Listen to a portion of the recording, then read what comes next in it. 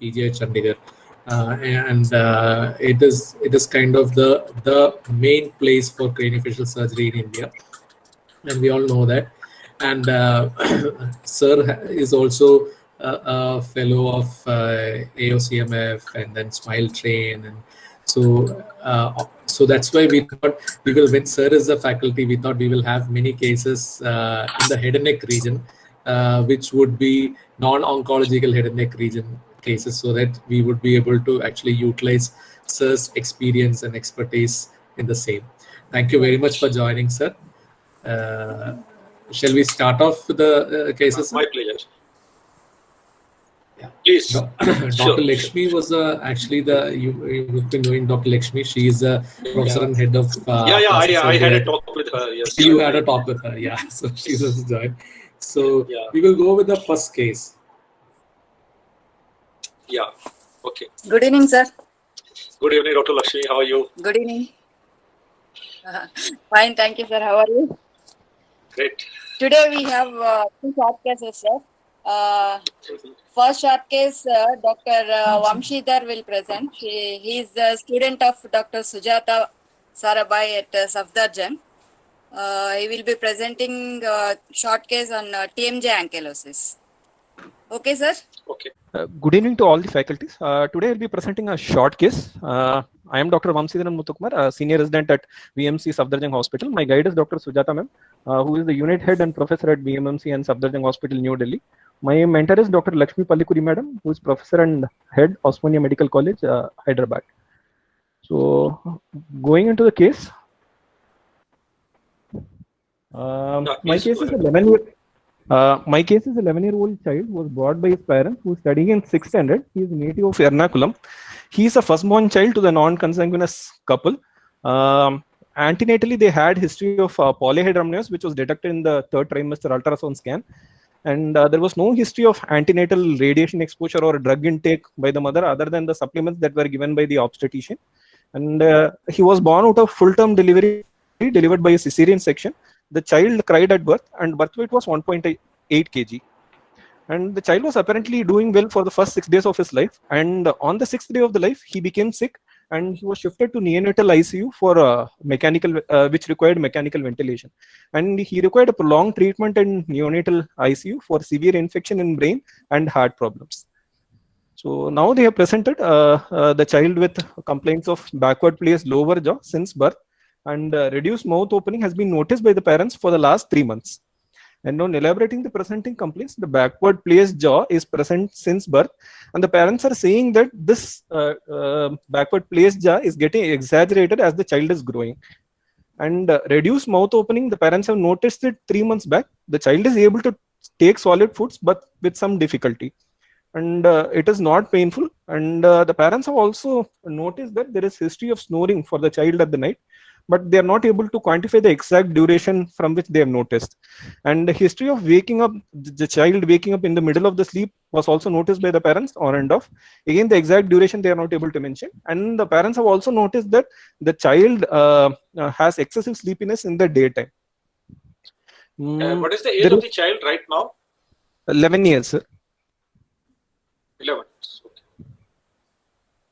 Otherwise, there is no history of any trauma to chin, ear infection or discharge, any wound with pus discharge in and around the ear. There is no history of pain that is associated. There is no history of dental caries. There is no history of other deformities or swelling in face and other parts of the body. The parents does not give any history of seizures, palpitation, breathlessness, recurrent chest infection or wheezing. And according to the parents, developmental milestone, speech was delayed. The child started monosyllable speech at around 2 years. And now he's speaking well and he's performing well at the school. He is getting along and playing along with the peers of the same age. He has been immunized till date. There is no history of any treatment that is being taken to the current complaints. There is no other similar complaints in the family. So, sir, shall I proceed with the summary, sir? Summary of the history, sir? Yeah. Just shows the picture of the patient. Then I can, start asking you question. But you can tell me the summary once again. Yeah. Maybe some people have joined little late, so you can tell it. Yeah. Okay. Please go ahead. My case is a 11-year child, a firstborn of a non-consanguineous couple, born in full term by a cesarean section with an antenatal history of polyhydramnios and neonatal history of meningitis and cardiac problem, which required a neonatal ICU stay and mechanical ventilation, with history of delayed speech development and history suggestive of sleep apnea, presented with current complaints of backward placed lower jaw since birth and reduced mouth opening, which has been noticed by the parents since last 3 months. Prior to that, he had normal opening of the mouth. Sir, prior to that, there is no complaint, sir. Incidentally, the parents have noticed only for the last 3 months there is some difficulty he's having while eating, sir. So with that only they have noticed this restriction, sir. Otherwise, previously they haven't not noticed any. And they don't remember. And they don't remember any episode in which he had sustained injury to the chin. No, sir. They don't remember or he any... fell down. No, sir. Okay. They couldn't remember any such history, sir. Okay, fine. All right. Shall I proceed with the examination, sir? Go to the general exam. Yeah. Yes, please go. Go ahead. The child is conscious, cooperative, and oriented. He's sitting comfortably. The vitals are stable. His BMI is 21.5 kg per meter square. There is no signs of any nutritional deficiency. The child is well built and nourished. And coming to the loco-regional examination, the face is symmetrical. Upper and middle third of the face appears symmetrical and normal. Bilateral ears are symmetrical. Upper third of the ear seems to be prominent. There is upper incisor show is present. The maxillary incisor show is present in this child. The lower lip is retropositioned when compared to that of the upper lip. Lip seal is present. Micrognathia is present. Retrognathia is present. The chin prominence is not well made out in this child. In the bird's eye view, there is anterior prominence of the maxilla, but both the sides zygomatic fullness is present. There are no external scars and sinuses in the face, especially in the region of ear, in the preauricular and postauricular regions. The occlusal plane is any other region where you like to see the scar? Excuse me. Do you find any scar in the region of the chin? No, sir. In this child, there was no other scars in any of the parts of the face, sir. Especially in the chin, it was not there, sir. No, because you specifically mentioned about the scars in the preauricular region. No, sir. Even the chin, it is not there. In chin, it is not there. All right. So why were you mentioning about the scars in the preauricular region? Sir, it could point towards some of the etiologies that we are dealing, sir. Any infection previously, associated joint infection, middle ear infection, and these infections could affect the joint functions. So we wanted to see for it, sir. Okay. All right. Okay, go ahead. So continue with your examination.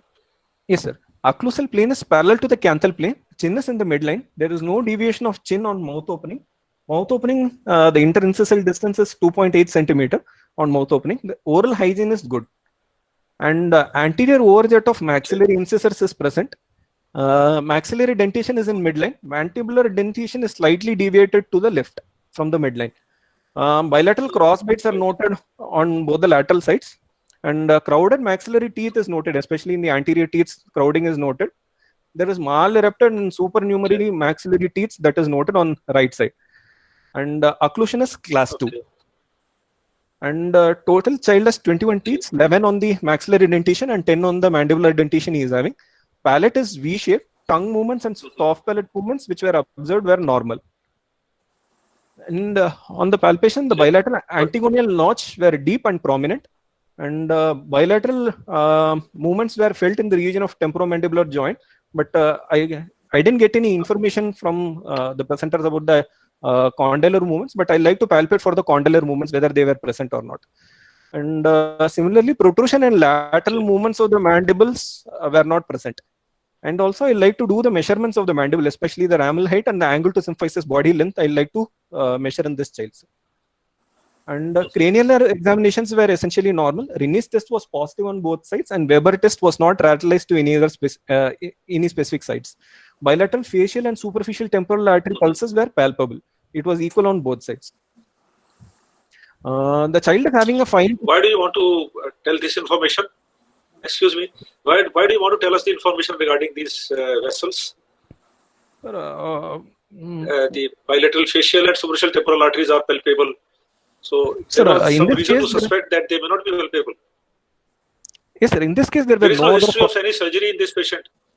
No, sir. There is no history of any surgery, sir. Okay. So why mention it? Sir, or does it have any relevance in your management protocol? Yes. Yes, sir, it will have, sir. Like superficial temporal artery, maybe we were, if this is a case of TMJ ankylosis, which is confirmed, sir. So we'll be using interposition graph, sir. Maybe at that time, superficial temporal artery for the temporal fascia and muscles, when we are using it, will be useful, sir. And the other thing may not be for this case, sir, but in general, any TM joint we are dealing, there might be some soft tissue defects or hemifacial microsomia, which can be associated with even loss of artery, sir, but not in this case specifically. Okay. Okay. Go ahead. In this child, also 5 into 6 centimeter irregular hyperpigmented lesion was noted in the upper lateral chest, probably a capsuloid spot that was noted. A single capsuloid spot was noted. There are no other history, though no other features of any syndromic association on other general examination. And on systemic examination, cardiovascular, respiratory, central nervous system, and perabdomen findings were normal. So, shall I summarize my findings, sir? Clinical findings, sir? Okay, you just summarize this, and then I'm going to ask you some questions. Yeah, go ahead. Okay, sir. On clinical examination, face was symmetrical, retrognathia and micrognathia was present, centrally placed chin was there, and the loss of chin prominence was noted in this child. Mouth opening interstitial distance was 2.8 centimeter in this child. Anterior overjet of maxillary incisors were seen. Class 2 occlusion is noted. Bilateral antegonial notches were deep and prominent, and movements in the temporomandibular joint region were palpable on both the sides, sir. Okay. So now, before we go into the investigations of this patient, I just want you to come to some conclusions. So you say that in this patient, when he was born, his opening was okay. And he has had this decreased mouth opening noted by parents about 3 months ago. Yes, sir. Right? Yes, sir. So it is quite possible that parents might have noted it 3 months ago, but this decrease in mouth opening must have been there for maybe more than 3 months. Yes, sir. Yes. To that also. Yes, sir. So now, can you tell me what could have been the chain of events that this child who was apparently born okay, and the parents don't remember any chance of any incident where he had trauma, and the child has been having gradual decrease in the mouth opening, and it has he has already become 11 years old. Still, you have a mouth opening of about 2.8 centimeters. Right? There is some mouth opening is still there. So what could be the chain of events which is gradually restricting this mouth opening? Probably the child would have got a trivial trauma which was not noticed by the parents, as well as the child would have ignored it, sir. Both of them could have ignored it, especially to the region of chin, sir. So in those cases, there might be an associated injury to the condylar regions or the TM joint per se, sir. So this could have led to hemarthrosis or intra-articular condylar injuries, sir, which could have caused like hemarthrosis going in for fibrosis, later into calcifications, which is now presenting as the reduced mouth opening, sir. So basically a TM joint ankylosis which is in progression, sir. Yes, that is correct. So even a trivial trauma could have led to slight disparity in the mouth opening, which the parents never noted till it became to a critical level, and then they started noting that he is having difficulty in opening the mouth. It is not necessary that you have some scar or telltale sign of trauma to the chin. It is a very common presentation, especially in children, because the parents will not bother about it unless the child has difficulty in opening the mouth. So that probably he never had at the time of that trivial trauma. All right. Yes, sir. So now, going by the history, can you just tell me what do you suspect? You suspect that the lesion could be unilateral or it could be bilateral? Sir, from the history and my clinical findings, the jaw is in midline, and it is retrognathic and micrognathic, sir. And on opening, there is no obvious deviation of chin to any particular side, sir. So in this case, we are suspecting a bilateral pathology, sir. Okay, that's good. That's good. You also gave me history of sleep apnea, or the patient has excessive snoring while he is sleeping. No, something like that you are telling. Yes, sir. So how do you explain that? Why should he have excessive snoring? Sir, the child is having retrognathia and micrognathia, sir. So because of the retrognathia, the tongue has a tendency to fall back into the oropharyngeal region, sir, where the airway inlet is there. So there might be a retropharyngeal airway narrowing that is happening, that is causing this problem, sir, especially when the child is sleeping, when there is a loss of muscle tone when the child is sleeping. So at that time, it is more pronounced, sir. Okay. All right. So what kind of investigation do you like to have in this child? In this child, to confirm my diagnosis, I like to have a orthopantomogram and non-contrast CT of the face, and including the face and the mandible, sir. And a sleep apnea study for this child, because obstructive sleep apnea, we are having some diagnosis, sir. Okay. So do you have the findings? Yes. Tell yes, us. Sir, they have given the findings. This is an orthopantomogram showing the parts of the orbit, maxilla, and the mandible, sir. And in the maxilla and mandible, the dentition is visible, sir. There is a mixed type of dentition with unerupted tooths both in the maxillary and mandibular regions that are noted, sir. And yes, in the mandible wise, there are no fractures or any other fractures that is noted in the symphysis and parasymphysis regions, sir. And on going to the other parts of the mandible, sir, there is shortening of the body length and the ramal length that is noted, sir. There is a prominence of the angle that is noted, and deep antigonial notch is present bilaterally, sir. And on the right side, we are able to make coronoid process and a shallow sigmoid notch, sir. But we are not able to make out the temporomandibular joints on both. Difficult to comment. Yes, sir, due to artifacts, sir. And yeah. So tell me, what was the indication of getting an orthopantogram in this patient? What is the indication of getting an orthopantogram in this case? Because it is not giving you so much information regarding the ramal height, it is not able to define the coronoid process, then why have this investigation? Maybe for the diagnosis, this is not giving us any clue, sir, but it gives the clue about the dentition and where the permanent tooths and their roots are there, sir. So that can be a good information for us in the treatment plan and plan of management, sir, especially in the later parts when we are requiring an IMF to be put at the time, or like any distraction that is being done at the time that hospital state we can decide on. Okay. All right. That could be one indication of getting the orthopantogram done. But for other thing is like other parts of injuries we can identify in the symphysis and parasymphysis. Any old healed fractures are there. And if probably the condylar regions were visible, any other old fractures that is there, and the status of condyle and TMJ. Difficult. I can tell you, on orthopantogram to diagnose old fractures is almost impossible. It doesn't show you that much clarity. Yeah, your point of knowing the status of the unerupted tooth and the dentition part is okay, agreed. But to confirm the diagnosis of suspected TMJ ankylosis, this is not the investigation of choice. Okay, so what is the investigation of choice? Sir, NCCT of skull face with the mandible along with the 3D reconstruction we have planned, sir. Okay, all right. So tell me, what do you have? Sir, so this is of the skull with the face and mandible, sir. So this is the coronal cut, sir, which is showing the skull as well as the bilateral ramal region of the mandible along with the glenoid fossa is visible, sir. In this coronal cut, on the right side, we are able to make a joint space between the glenoid cavity and the condylar head, sir. And the condylar head seems to be flat and deformed, sir, on the right side. And subsequent cuts are also they are given, sir. 2 more cuts they are given, in which bilateral joint space is well made out, sir. And glenoid cavity seems to be smooth and well formed. The condylar heads bilaterally seem to be deformed or flattened, sir. But I like to confirm all this by seeing serial cuts, sir. Rather than only these 2 cuts, I like to see the serial cuts of all the cuts, sir, whether we are missing something, sir.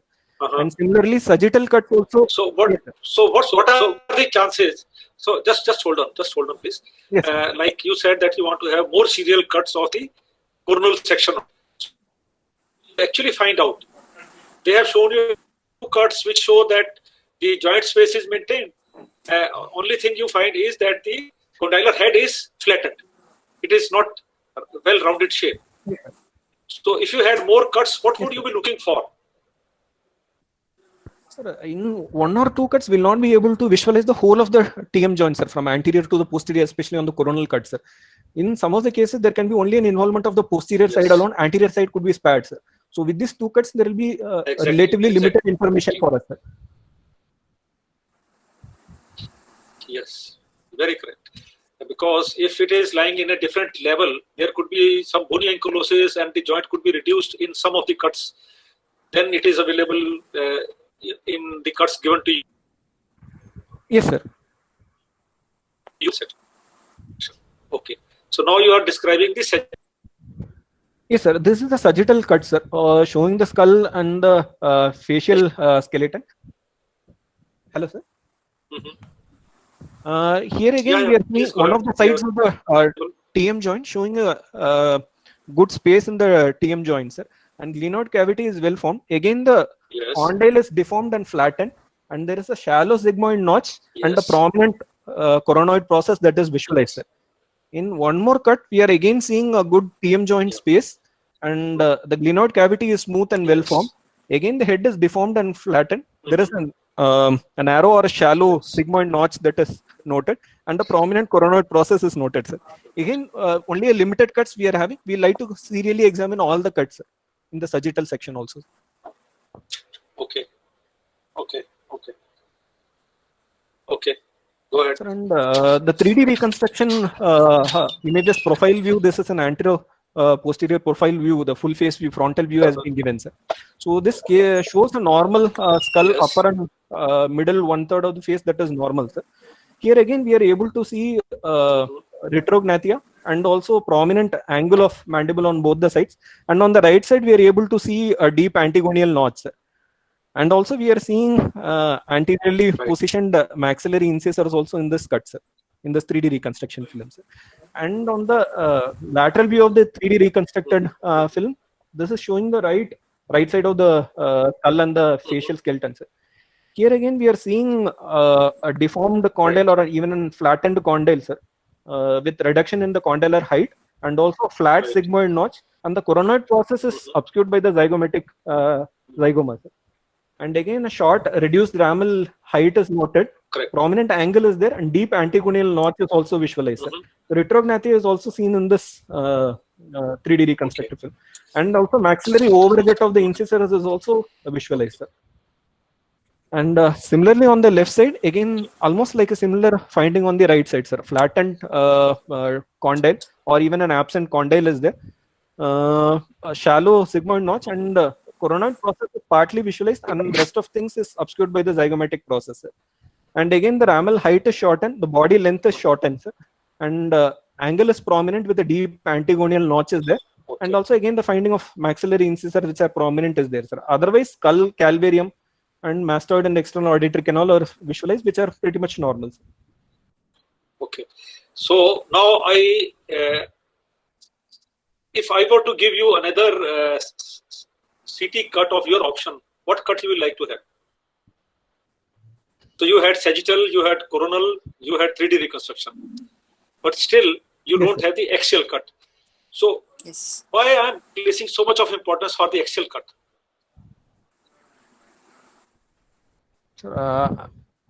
Axial cuts, it will give the relation if there is a bony block, if it is there, its relation to the middle cranial cavity it will give, sir. And also its relation to the medial structures which is there, that we will be able to know, sir. What is the extent of the bony block on the medial and lateral extent we will be knowing, and more significant will be our medial extent of the bony block, sir. Yeah, that is very, very important, because suppose your bony block is extending medially, and while you are trying to remove it, and if it is lying very close to your carotid canal, you know, there could be a serious problem. It's always better to have axial cut also available, because these days you don't have to give extra exposure for having all these cuts. So it is always to have axial cuts also. Now let's have some discussion on two aspects. You said the coronoid process in this patient is enlarged. So why should it be enlarged? Sir, in patients with TMJ ankylosis, there is an overaction of the temporalis muscle, sir. Temporalis muscle is attached to the coronoid process, sir. So whenever there is a muscle pull that is acting, sir, there is always a bone growth that is expected in that by the functional matrix theory, sir. There will be oppositional bone growth where maximum stresses are applied, sir. So because of this, there is an elongated and prominent coronoid process that is seen in TMJ ankylosis patients. Sir. Tell me, what muscle is attached to the coronal process? Sir, temporalis muscle. So temporalis muscle. So it has something to do with the action of the temporalis muscle, because temporalis muscle has to put extra action on this muscle. But the patient has difficult. What is the action of the temporalis muscle? Sir, it will be a closure of the mouth, sir, or elevation of the mandible, sir. So the patient is not able to open the mouth. Why should the temporalis muscle be hyperacting in this patient? Because the patient is not able to open the mouth because of TMJ ankylosis, sir. There is a gradual shortening of the temporalis muscle. But see, the temporalis muscle is not. By your admission, you said that temporalis muscle doesn't help in opening the mouth. Yes, sir. In this case, sir, in TMJ ankylosis patients, though temporalis muscle might not contract, sir, but there is because the joint movements are not present in the chronic shortened stage, the temporalis muscle is there, sir. So they go for a myostatic contracture, sir. Because of this contracture, there is a pull on the coronoid process, sir. Okay. I'll frame this question another way. Can you tell me in which part of the TM joint? Joint is a special joint. It has two cavities, upper cavity and the lower cavity, right? Yes, so sir. In which part of the TM joint you are having which kind of movement? Sir, in the upper part of the joint, there is translatory movements and gliding movements that are not seen, sir. And in the lower part of the joint, there is rotatory and hinge movements that are seen, sir. Right. So translatory movements are affecting muscle? Sir, it will be by the pterygoid, sir. It will be by the pterygoids. Plus, it will also be, temporalis muscle is also one of the protractors of the TM joint. So, temporalis muscle plays an important part in the translational movement in the upper part. So, when the okay, sir. The avenues available, the mouth opening can be effective. So, this is also another factor which leads to progressive lengthening of the coronoid process. That is one reason. The reasons. Okay, and why there is antigonial notch? There is a pterygomaxillary, pterygomesenteric sling. It is there, sir, in the lower part of the mandible, especially near the angle it is attached, sir. So this pterygomaxillary sling action is there, sir. So because of the pterygomaxillary sling contraction, there is again an oppositional bone growth especially in the angle, sir. That is why they are having a prominent angle, sir. So because of this prominent angle, the antigonial notch seems to be more deeper in this patient, sir. Okay, so the extra deposition of the bone will only happen even as overactivity of the concerned muscles.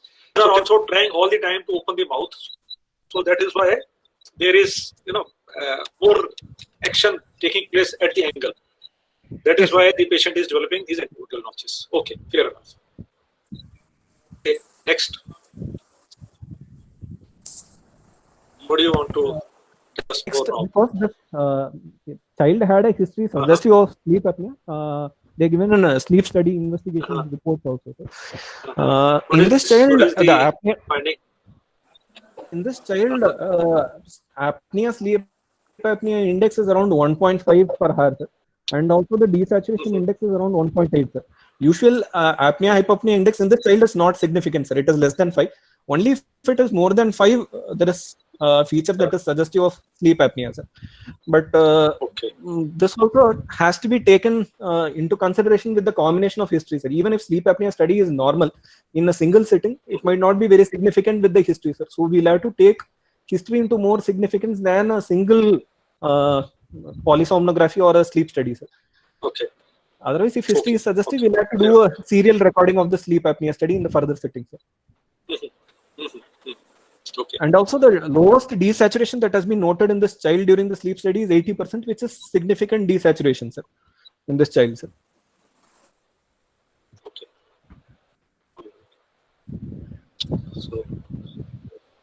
So what do you want to do? Further, I'd like to investigate this child by getting a pediatric and neurology cardiology consultation, because this child had probable meningitis with cardiac problems in the neonatal period, sir. So to rule out his current status, we'll like to get this consultation, sir. And the anesthetic workup I like to do, sir, because this child we are anticipating a difficult airway, sir. After this, we'll like to get a anesthetic workup, and if they require any special investigations, we'll like to do them also, sir. And routine blood test and chest X-ray we'll like to do in this case, and the lateral cephalogram to analyze the cephalometry, it will be useful, sir. And based on all these findings, we'll be discussing our plans with the parents, sir. And also we'll like to include the other teams, orthodontist and the maxillofacial team, in this planning of surgeries.